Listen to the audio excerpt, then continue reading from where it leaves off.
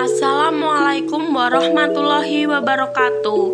Perkenalkan, saya Riza Teknis Karisma dari Prodi S1 Keperawatan dan Profesi Nurse.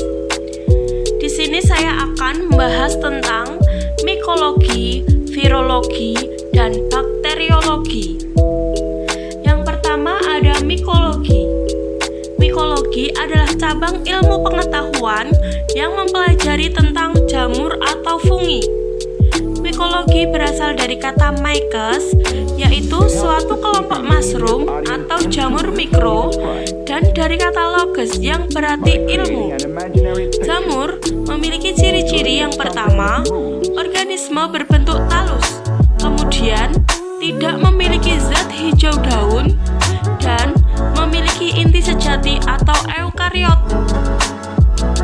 Kemudian, fungi memiliki struktur yang pertama ada hifa. Hifa terdiri dari tabung tonjolan di ujung, dan di dalam protoplasma terdapat struktur septa. Kemudian ada dinding sel. Dinding sel terdiri dari polimerik fibril dan komponen ameropus metrik.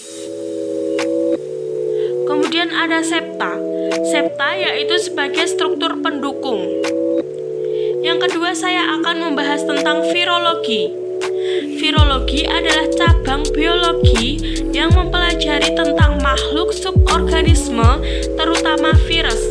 Virus berasal dari bahasa lain yang berarti venom atau racun. Sifat khusus virus yang pertama, apabila di dalam sel mampu bereplikasi seperti MH. Yang kedua, apabila di luar sel akan sebagai benda mati yang disebut partikel atau virion.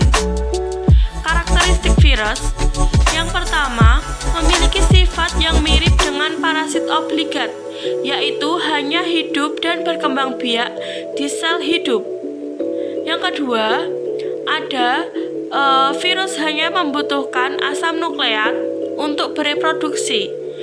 Virus tidak berkembang biak, tidak membelah diri, dan tidak melakukan aktivitas metabolisme. Virus ini memiliki dua peran, sebagai agen penyakit dan pewaris sifat. Kemudian, ciri-ciri virus yang pertama, ukurannya berkisar 0,02 sampai 0,03 mikrometer. Yang kedua, virus bermacam-macam bentuknya, yaitu tergantung dengan jenisnya. Yang ketiga, virus cacar merupakan virus yang ukurannya paling besar. Kemudian ada struktur virus. Yang pertama, virus berselubung. Yang kedua, bakteriofage. Kemudian, virus yang menyebabkan penyakit pada manusia yaitu ada influenza, kemudian ada flu burung, kemudian ada campak, kemudian ada cacar air atau herpes zoster, kemudian ada hepatitis, kemudian ada HIV, dan masih banyak lagi.